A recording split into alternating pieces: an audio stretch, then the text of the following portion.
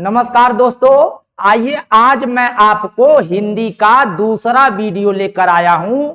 जैसे SSC GD हो, UPP हो या कोई भी एग्जाम हो जिसमें हिंदी अनिवार्य होता है, आप हमारे वीडियो को देखिएगा दोस्तों। मैं सरलतम आसान भाषा में आपको समझाने का प्रयास करूंगा दोस्तों। तो आइए हम देखते हैं। जैसा कि हिंदी का हमारा ये सेशन है, हमारा पहला, सामान्य तौर पर थोड़ा सा संज्ञा के बारे में जानेंगे। थोड़ा सा हमारा तरीका देखिएगा कि हम क्या पढ़ा रहे हैं आपको। तो ये तो सिंपल आपको पता होगा संज्ञा के भेद, ठीक है। और आप जानते हैं, आपको पता है कि संज्ञा के 5 भेद होते हैं: व्यक्तिवाचक, जातिवाचक, भाववाचक और समूहवाचक और द्रव्यवाचक, ठीक है। अब आगे देखते हैं। अब जैसा कि यहां पर दे रहा है संज्ञा का, ठीक है। अब संज्ञा में आप देखेंगे, जैसा कि आप देख पा रहे हैं, संज्ञा का शाब्दिक अर्थ होता है नाम, ठीक है। लेकिन एक्चुअली में यहां पर शब्द होगा महानाम। संज्ञा का अर्थ होता है महानाम, याद रखेंगे। संज्ञा का शाब्दिक अर्थ होता है महानाम। एक एग्जाम में ये भी पूछा है, संज्ञा का शाब्दिक अर्थ क्या है? महानाम। अब आगे देखेंगे, किसी व्यक्ति, वस्तु, स्थान या भाव के नाम को संज्ञा। एक्चुअली में कई लोग कहते हैं नेम इज नाउन, नाम को ही संज्ञा कहते हैं, लेकिन ये गलत होता है दोस्तों। देखिए यहां थोड़ा सा ध्यान देंगे। संज्ञा, जैसे आपका संज्ञा है, ठीक है, तो संज्ञा का शाब्दिक अर्थ होता है महानाम, ठीक है दोस्तों, महानाम। अब देखिए संज्ञा कहते किसे हैं, तो आप कहेंगे व्यक्ति, ठीक है, व्यक्ति, जाति, पदार्थ, वस्तु, यहां पर वस्तु भी जोड़ लेंगे, वस्तु, स्थान, समूह, समुदाय और भाव के नाम को संज्ञा कहते हैं। संज्ञा कहते हैं दोस्तों। अब यहां कहेंगे इसमें कौन बड़ी बात है, गौर करना चाहिए। व्यक्ति, जाति, पदार्थ, वस्तु, स्थान, समूह, समुदाय, भाव, इन्हीं के नाम को ही संज्ञा कहा जाता है। और संज्ञा का शाब्दिक अर्थ होता है महानाम। एक बात क्लियर, ध्यान रखेंगे। अब देखेंगे संज्ञा के प्रकार। तो आपको पता है संज्ञा के 5 प्रकार। एक आप जानते हैं व्यक्ति, दूसरा जाति, तीसरा समूह, चौथा पदार्थ और कहीं कहीं द्रव्य, भाव। अर्थात व्यक्ति का नाम हो संज्ञा कहलाएगा, जाति का नाम हो संज्ञा कहलाएगा, समूह का नाम हो संज्ञा कहलाएगा, पदार्थ या द्रव्य का नाम हो संज्ञा कहलाएगा, भाव का नाम हो संज्ञा कहलाएगा। इन्हीं 5 को हम संज्ञा का प्रकार कह देते हैं। इसमें कोई बड़ी बात नहीं है। इन्हीं 5 को हम संज्ञा का प्रकार। लेकिन अभी मैं कॉन्सेप्ट क्लियर करने वाला हूं दोस्तों। कुछ चीजें मस्ट होती है, उसे मैं क्लियर करने वाला हूं। अब देखेंगे, ठीक है। लेकिन एक चीज गौर करेंगे यहां पर, कॉन्सेप्ट कुछ क्या होता है, काउंटेबल होता है और कुछ अनकाउंटेबल होता है, कुछ अनकाउंटेबल होता है, ठीक है। इसे हम कहेंगे गणनीय और इसे बोलेंगे अगणनीय। अब अगणनीय में कौन कौन आएगा, तो आप कहेंगे पदार्थ की गणना नहीं होती है, और दूसरा आएगा भाव, और तीसरा आएगा समूह।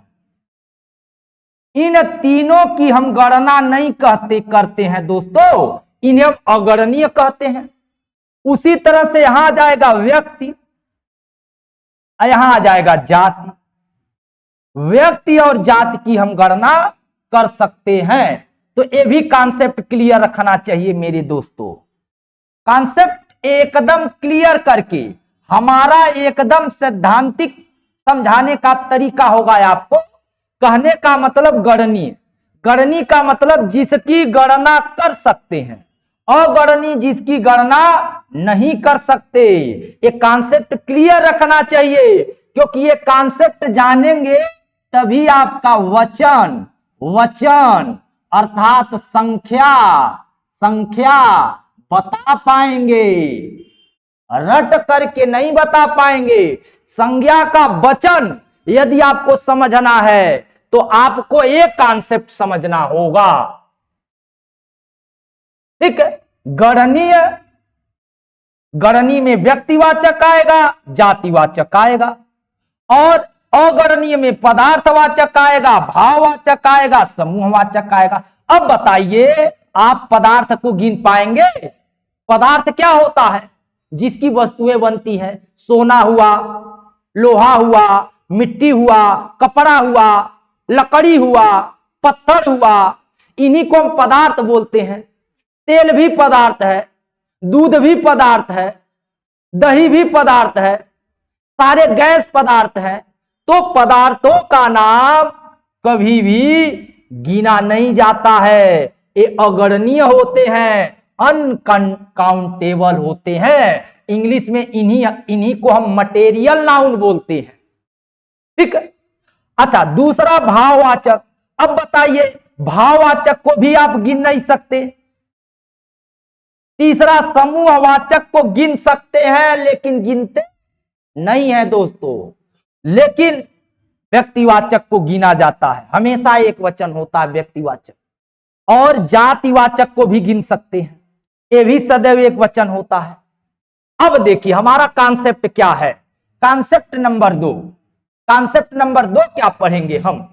देखिए, सदैव, सदैव, सदैव एक वचन में होता है, होता है, सदैव एक वचन में होता है। या इनका, इनका बहुवचन, बहुवचन नहीं बनता है, नहीं बनता है।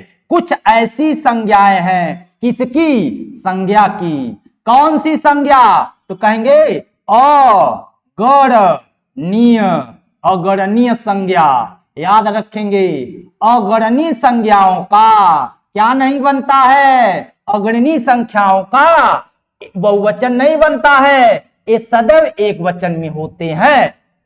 ठीक है। कौन से? पदार्थवाचक। कौन से? तब कहेंगे सर पहला पदार्थवाचक, पदार्थ, पदार्थ वाचक संज्ञा। पदार्थवाचक संज्ञा हमेशा एक वचन में होता है। जैसे पदार्थ में क्या जाएगा? तो कहेंगे कपड़ा, मिट्टी, तेल, दूध, पानी,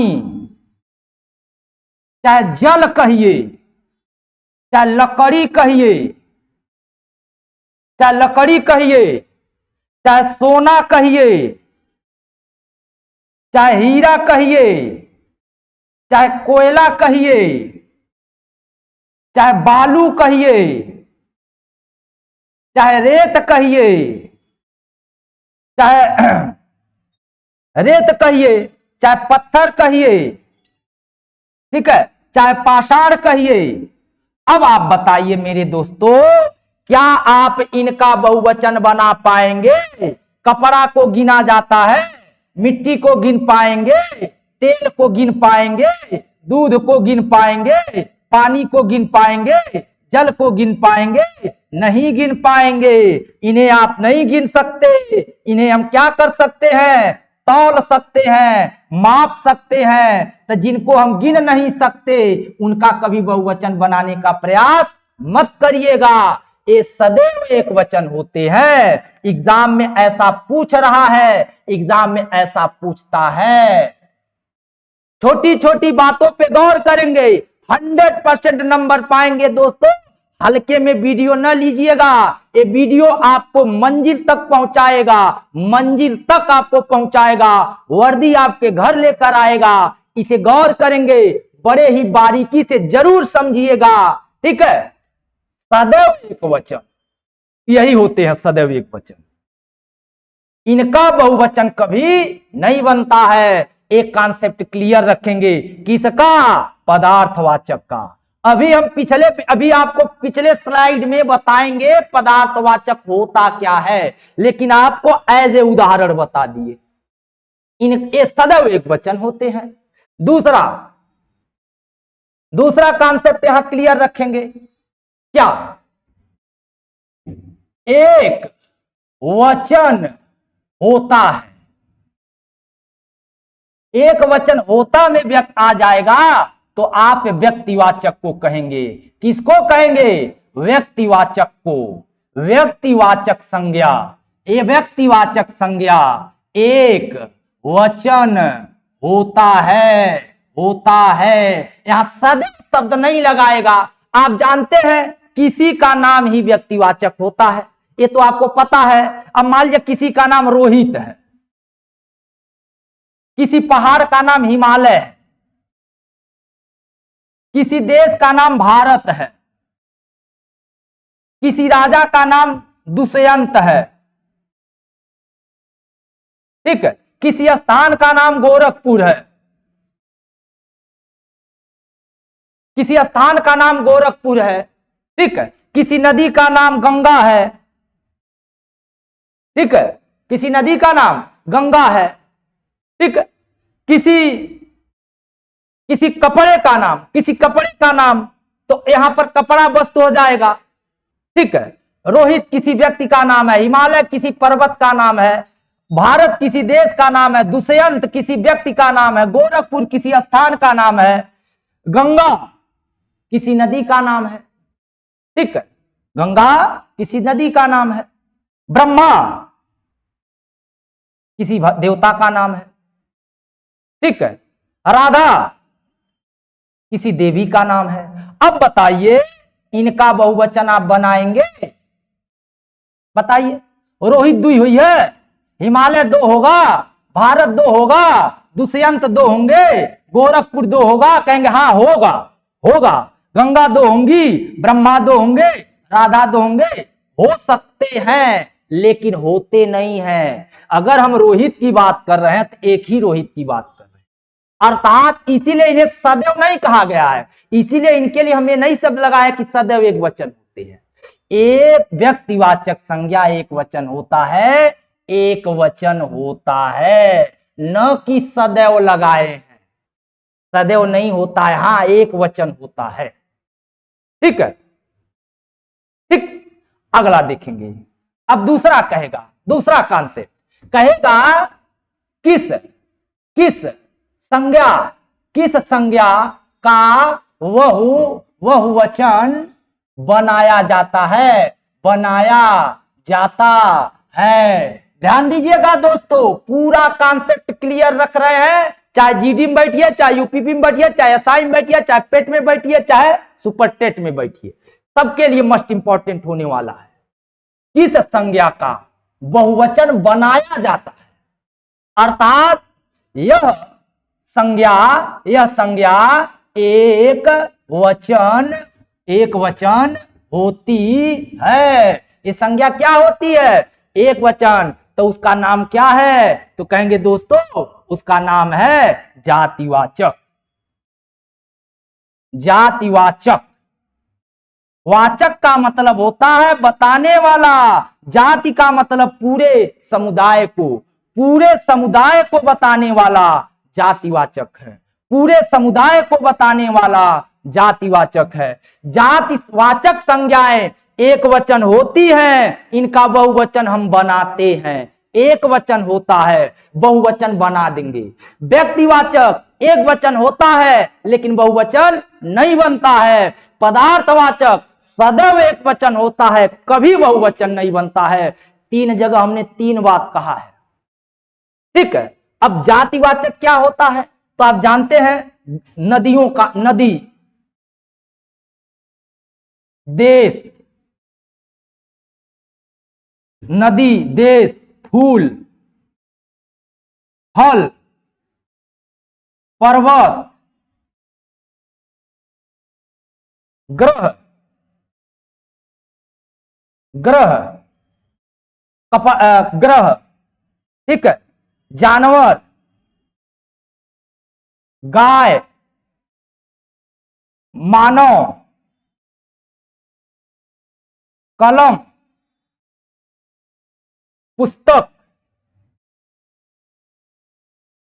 ठीक है। अब बताइए दोस्तों, यह एक वचन है ना? कहेंगे हाँ, हाँ सर, सब एक वचन है। और कौन सा वचन संज्ञा है? तो कहेंगे सर ए। कौन सी संज्ञा है? तो आप कहेंगे सर ए, जातिवाचक संज्ञा है। क्या कहेंगे? जातिवाचक संज्ञा है। हाँ, अगर नदी में हम गंगा कहते तब व्यक्तिवाचक होता, देश में भारत कहते तब व्यक्तिवाचक होता, फूल में कोई फूल का नाम लेते तब व्यक्तिवाचक होता, फल में किसी फल का नाम लेते तब व्यक्तिवाचक होता, पर्वत में हिमालय अरावली कहते तब व्यक्तिवाचक होता, ग्रह में पृथ्वी मंगल कहते तब, जब जानवर में किसी जानवर का नाम लेते, गाय में नाम लेते कामधेनु नंदनी तब व्यक्तिवाचक होता, मानव में नाम लेते रोहित दुष्यंत तब व्यक्तिवाचक होता, कलम में नाम लेते बड़ फाउंटेन पेन फला पेन तो ए नाम होता, पुस्तक में नाम लेते गीता उता तब नाम होता। ये पूरे समुदाय को बता रहा है। लेकिन है क्या? है क्या? तो कहेंगे एक वचन है क्या? ये कॉन्सेप्ट क्लियर रखिएगा। किस संज्ञा का बहुवचन बनाया जाता है? यह संज्ञा एक वचन होती है एक वचन, लेकिन इसको हम क्या करेंगे? बहुवचन बना देंगे। अब कैसे बना देंगे? यहां या लगा देंगे, नदियां, ठीक है, फूल से फूलों, फल से फलों, पर्वत से पर्वतों, ग्रह से ग्रहों, जानवर से जानवरों, गाय से गायें, मानव से मानव, कलम से कलमों, पुस्तक से पुस्तकें। अब इनका बहुवचन हम बना सकते हैं, लेकिन क्या पदार्थवाचक संज्ञाओं का हम बहुवचन बना सकते हैं? हरगिज नहीं, ठीक है। तो ये भी क्लियर रखेंगे कॉन्सेप्ट, ठीक। अगला ध्यान देंगे। अब देखिए समूह, ये जो समूह है, समूहवाचक संज्ञा। अब आपसे पूछा जाए समूहवाचक संज्ञा, अब समूहवाचक संज्ञा में कौन कौन आता है? तो देखिए, संघ, परिवार, सभा, समिति, समिति, गुच्छा, सेना, मंडली, टीम, टोली,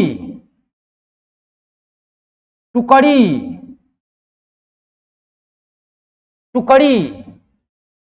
दर्जन, गाही, ठीक है, शताब्दी,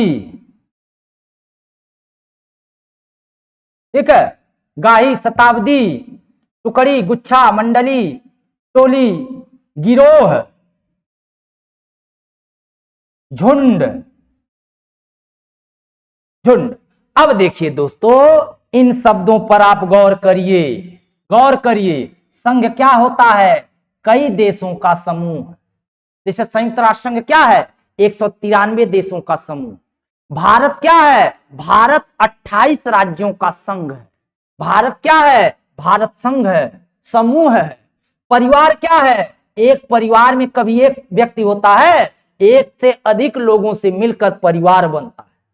सभा क्या होता है? एक से अधिक लोगों का मिलकर सभा बनता है, एक से अधिक लोगों से समिति बनती है, एक से अधिक वस्तुओं से गुच्छा बनता है, एक से अधिक सेनाओं से सेना बनता है, एक से अधिक गायकारों से मंडली बनती है, एक से अधिक खिलाड़ियों से टीम बनती है, एक से अधिक साधुओं से टोली बनती है, एक से अधिक सैनिकों से टुकड़ी बनती है, एक से अधिक वस्तुओं से 12 वस्तुओं से दर्जन बनता है, 5 वस्तुओं से गाही बनता है, 100 साल से शताब्दी बनता है, कई जानवरों से, कई चोरों से गिरोह बनता है और कई जानवरों से झुंड बनता है। लेकिन यह एक वचन माना जाता है, माना जाता है। कहने का मतलब सदैव नहीं होता है, सदैव नहीं होता है मेरे दोस्तों, माना जाता है। यह एक वचन माना जाता है, होता नहीं है। किसे एक वचन मानते हैं तो कहेंगे समूहवाचक संज्ञा को। समूहवाचक संज्ञा को एक वचन माना जाता है, माना जाता है। देखिए क्यों? क्योंकि एक नहीं है। जहां बात टीम की आ गई तो वहां कम से कम 11 खिलाड़ी बाटे। जहां बात दर्जन की आ गई वहां 12 है। जहां बात शताब्दी की आ गई 100 है। जहां बात गाही की आ जाई 5 है। जहां झुंड आ जाई 5-6 ठो बाटे। जहां टुकड़ी आ जाई 7-8 लोग हैं। जहां गुच्छा है 8-10 लोग हैं। ठीक है। जहां समिति है 5-6 लोग हैं। जहां सभा है 10-15 लोग हैं। जहां परिवार है 5-6 लोग हैं। अब बताइए, यहां पर कई लोगों को मिला करके भारत में 28 राज्य है। यहां कई वस्तुओं, कई संख्या गिन सकते हैं, गिनेंगे नहीं। कई चीजों को मिलाकर जब एक नाम ले लिया जाता है। अब जैसे पंचवटी, पंचवटी क्या है? समूहवाचक संज्ञा। पंचवटी क्या है? समूहवाचक संज्ञा है। चौराहा क्या है? समूहवाचक संज्ञा है। तिराहा क्या है? समूहवाचक संज्ञा क्या है? ठीक है। अठन्नी क्या है? समूहवाचक संज्ञा है। ठीक है। कहेंगे कैसे? 5 वृक्ष, वट माने वृक्ष, अशोक, पीपल, पाकड़, बेल, अर्जुन, इन 5 वृक्षों को मिलाकर पंचवटी कहते हैं। पाकड़, बेल, पीपल, बरगद, अर्जुन, 5 वृक्षों को मिलाकर पंचवटी कहते हैं। 4 राहों को मिलाकर चौराहा कहते हैं। 3 राहों को मिलाकर तिराहा कहते हैं। 8 आना को मिलाकर अठन्नी कहते हैं। अब बताइए, एक वचन है ये? कहेंगे नहीं सर, यहां तो बहुवचन है। संघ में यहां सब जगह बहुवचन दिख रहा है, लेकिन ये सब है क्या? ये सब समूह को बता रहा है। और समूह को बताने वाला संज्ञा यह एक वचन माना जाता है। यह क्या माना जाता है? माना जाता है। गौर करेंगे, एग्जाम में ऐसे पूछते हैं आप।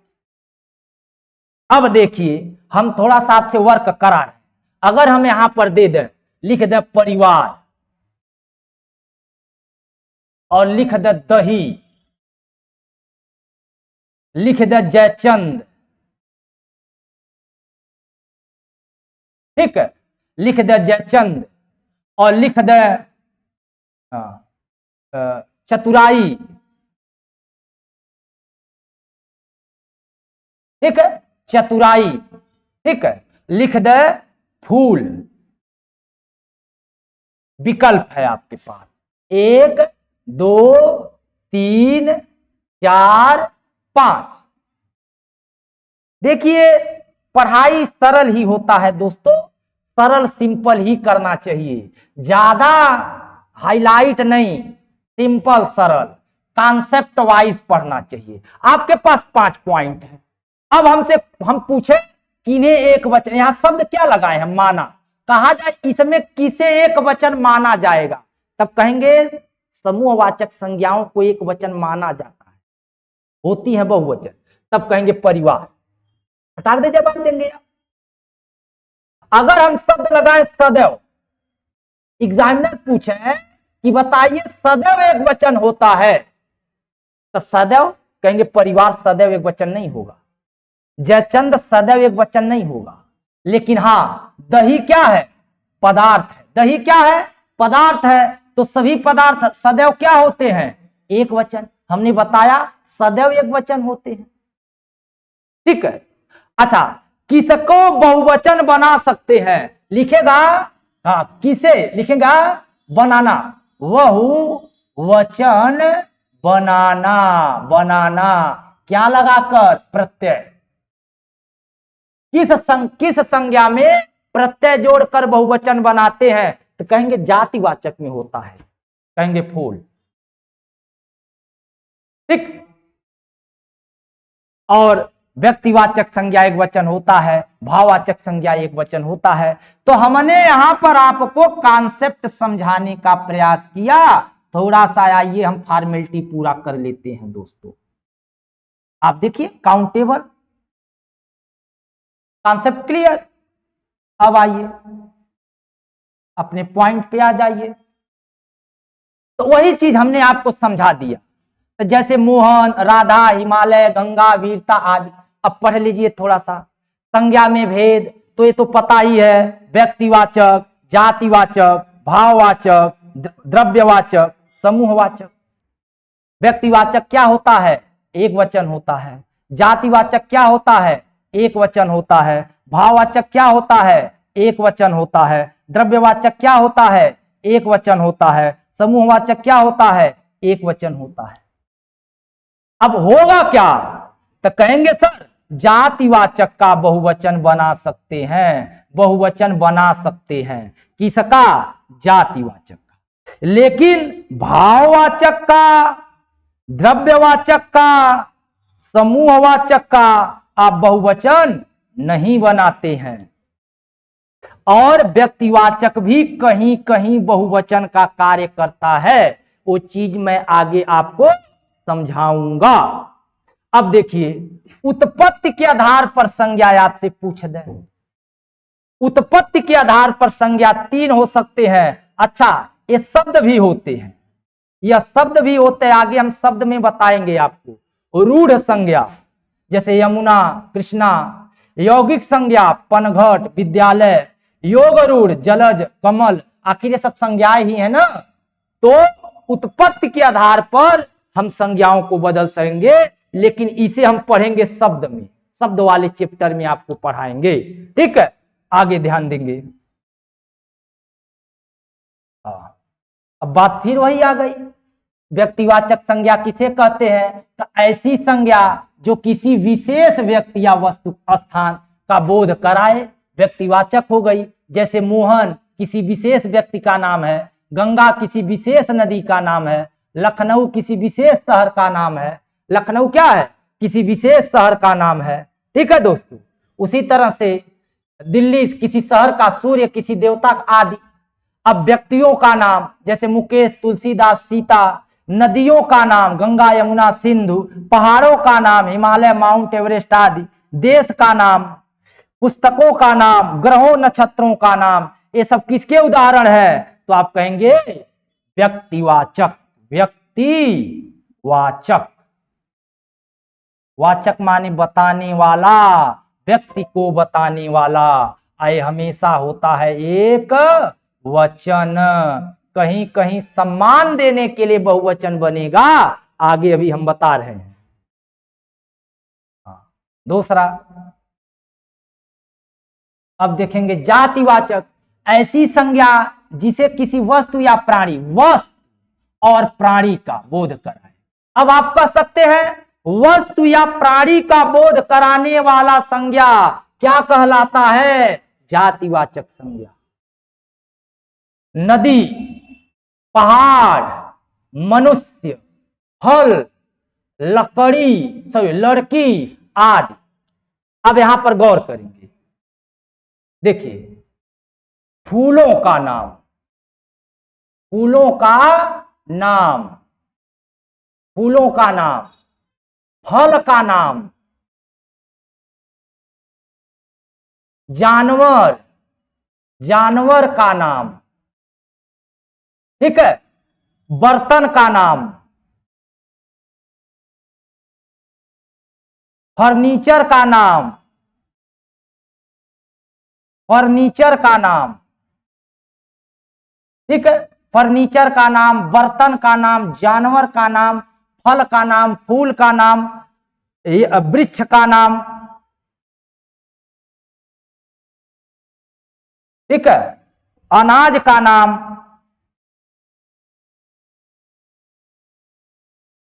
अनाज का नाम, ठीक है, हाँ, एक का नाम है अनाज का नाम, ये आपका परिधान का नाम,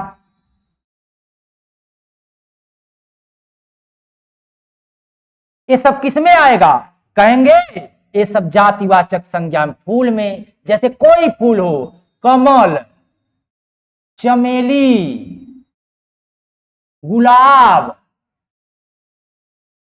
ठीक है, गुलाब, गुड़हल, ये सब जातिवाचक संज्ञाएं हैं, व्यक्तिवाचक न कहिएगा। कहेंगे क्यों सर जी, देखिए अगर कमल कहा जाएगा तो कई वैरायटी के कमल होते हैं, गुलाबी, सफेद, नील कमल, ठीक है, किस कमल की बात कर रहे हैं, तालाब में तो कई कमल है। अब पूरे समुदाय, चमेली पूरे समुदाय को बता रहा है, गुलाब पूरे समुदाय को बता रहा है, और गुड़हल पूरे समुदाय को बता रहा है। उसी तरह से फल का नाम, कोई फल, आम हो, इमली हो, ठीक है, आम हो, इमली हो, केला हो,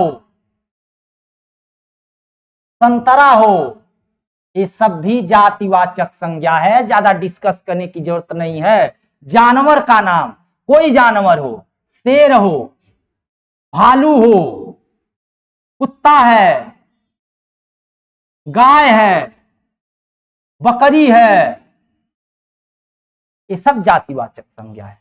कोई बर्तन हो, बर्तन में लोटा हो गया, जग हो गया, थाली हो गई, कटोरी हो गई, ठीक है, चम्मच हो गया, ये सब क्या है, जातिवाचक संज्ञा है। फर्नीचर कोई हो, कुर्सी दे दे, मेज दे दे, मेज दे दे, टेबल दे दे, टेबल, ठीक है, चारपाई दे दे, चारपाई, खाट लिख दे, ये सब जातिवाचक संज्ञा है, ठीक है। वृक्ष का नाम अशोक, अशोक, अर्जुन, या अर्जुन नाम नहीं है, वृक्ष का नाम है, पीपल, बरगद, बेल आदि, ये सब जातिवाचक संज्ञा। अनाज कोई हो, जैसे गेहूं, गेहूं हो गया, चावल हो गया, चना हो गया, अरहर हो गया, ये सब क्या है, सब के सब जातिवाचक है। परिधान कोई हो जाए, धोती, परिधान मतलब जो पहनते हैं, धोती, धोती, शर्ट, कमीज, गमछा, ये सब किसके उदाहरण, सब के सब जातिवाचक संज्ञाओं के उदाहरण है। ये हमेशा एक वचन में है, इनका बहुवचन हम बनाते हैं, इनका बहुवचन बनाते हैं। इनका बहुवचन बनाने का कुछ रूल होता है। क्या रूल होता है, प्रत्यय, प्रत्यय लगा करके हम बहुवचन इनका बदल देते हैं। शेरनी, भालुनी, कुत्ता, कुत्ते, गाय, गाय, बकरा, बकरी, बकरे, बकरी, बकरियां। अब बकरी है तो बकरा, तो बकरे, बकरी, बकरिया, गाय, गाय, कुत्ता, कुत्ते, भालू, तो इनका लिंग भी बदल जाएगा, इनका बहुवचन भी बदल जाएगा। लता, लताएं, जग, जगे, थाली, थालियां, कटोरा, कटोरियां, चम्मच, चम्मच, चम्मचे, कुर्सी, कुर्सियां, मेज। अब चूंकि स्त्रीलिंग है, इया लगेगा, चारपाइया। अब कुर्सी स्त्रीलिंग है ना, कुर्सिया, टेबल, मेजिया नाइन हुई, चारपाइया इसका स्त्रीलिंग है, खटिया स्त्रीलिंग है। तो नियम होता है इसका बनाने का, ठीक है। तो ए है जातिवाचक। ठीक है, अब देखेंगे भाववाचक, मोस्ट इंपॉर्टेंट। अगर भाववाचक संज्ञा समझ गए तो भाववाचक समास, जो अव्ययी भाव समास होता है, हम कॉन्सेप्ट छोटी छोटी बातों को गौर नहीं करते हैं दोस्तों, इसलिए हमारे हाथों से एग्जाम निकल जाता है। ठीक है, ये गौर करेंगे। अब देखिए, ऐसी संज्ञा जो भाव या गुण का बोध करावे, दो शब्द मिलल, यहां का मिलल वस्तु और प्राणी। वस्तु और प्राणी को जाति कहते हैं, लेकिन भाव और गुण को भाववाचक कहते हैं, भाव का बोध कराते हैं। अब देखिए, भाव होता क्या है? अनविजिबल होता है, ये दिखाई नहीं देता, अदृश्य होता है। कहने का मतलब जिसे न गिन सकते हैं, जिसे न तौल सकते हैं और न छू सकते हैं। कहने का मतलब न तो गिन सकते हैं और न तो छू सकते हैं और न तो माप सकते हैं। या तो गिन सकते हैं, या तो छू सकते हैं, या तो माप सकते हैं, लेकिन भाववाचक संज्ञाओं के साथ तीनों नहीं कर सकते हैं। ध्यान देंगे जो होता है। अब देखिए, अच्छाई, चौड़ाई, मिठास, वीरता, लंबाई आदि भाववाचक। अभी गौर करिएगा। अब गुण, अच्छाई, चतुराई, सौंदर्य, भाव, दयालु, शत्रुता, मित्रता, अवस्था, जवानी, बचपन, बुढ़ापा। ठीक है, अवस्थाओं का नाम। अब देखिए, इसे हम कॉन्सेप्ट क्लियर कर दे रहे हैं आपका। देखिए, भाववाचक संज्ञा, देखिए विशेषण मान लिया, ले लिया जाए विशेषण, और आगे लिख दिया जाए भाववाचक संज्ञा। अब जैसे मीठा, गौर करेंगे,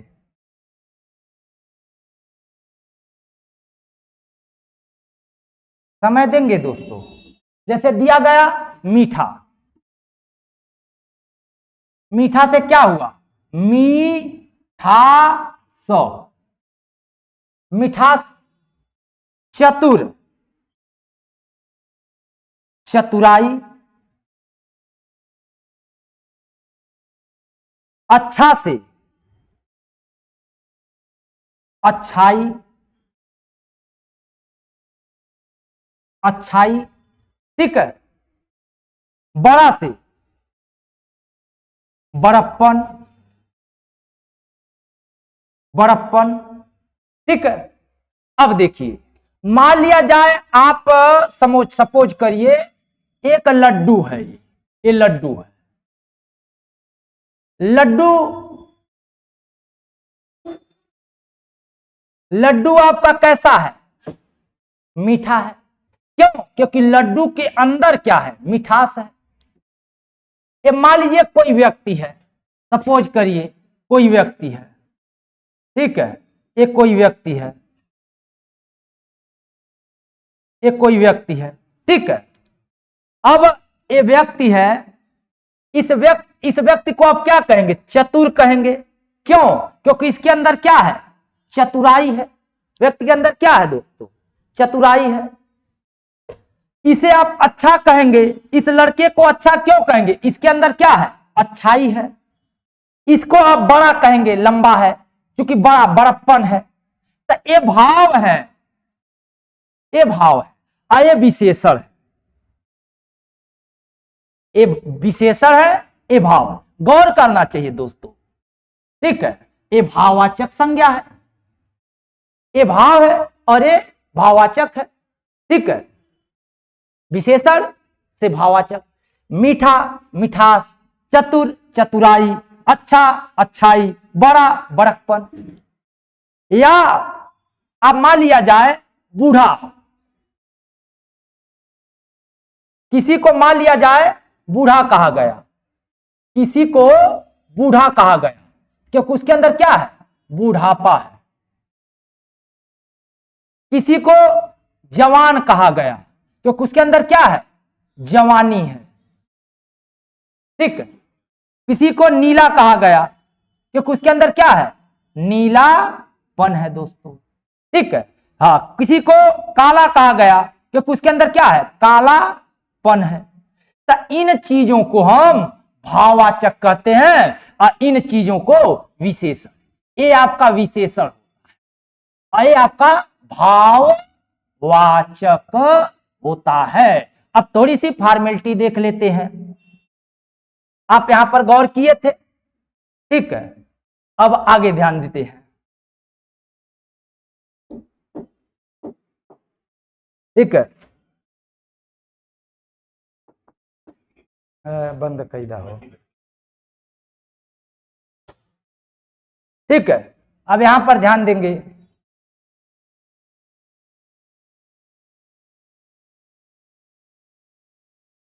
द्रव्यवाचक ऐसी संज्ञा जो किसी धातु या, अब देखिए यहां धातु और द्रव्य का बोध कराए। जानते हैं द्रव्यवाचक संज्ञा में क्या आ जाएगा, घी आ जाएगा, चांदी आ जाएगा, पानी आ जाएगा, लोहा आ जाएगा, दही आ जाएगा। अगर आप साइंस में जाएंगे तो साइंस में जानते हैं 3 अवस्थाएं होती है, ठोस, द्रव और गैस।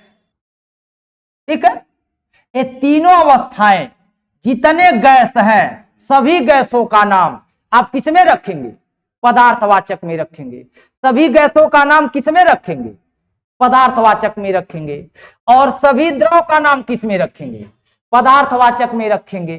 और ठोस में जैसे सोना चांदी, तो जितने खनिज हैं, खनिज जैसे सोना चांदी, जितने द्रव है, द्रव का मतलब जैसे जल, दूध, जितने गैस हैं जैसे ऑक्सीजन, कार्बन डाइऑक्साइड, ये सारी चीजें हम पदार्थ में रखते हैं। ये हिंदी में गौर करिएगा।